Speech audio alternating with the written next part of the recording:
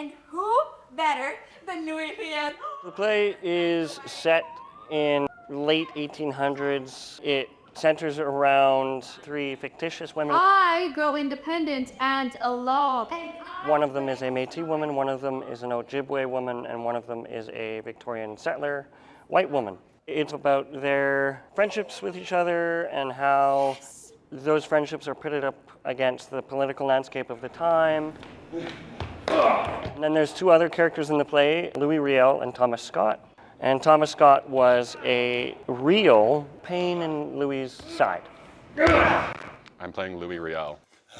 It's about Canadian history, but it really does focus on the women, which isn't really done historically, so it's quite exciting in that way. He wrote me back. Louis Riel wrote me a letter. Louis Riel, rebel, poet, leader, hero, prophet, monster. I'm playing Marie-Angélique. I think showcasing Indigenous stories is extremely important, especially like nowadays, especially after Truth and Reconciliation. This is a beautiful story and it deserves to be viewed and deserves to be told. These are the original costumes from Stratford.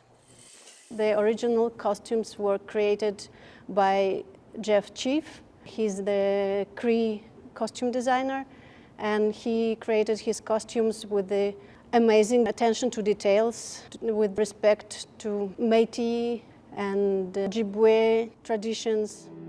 It's a piece of art. It's a big play. It's massive, and so to navigate that and be bequeathed that honor is really special. Where's my script? We'll start. Okay.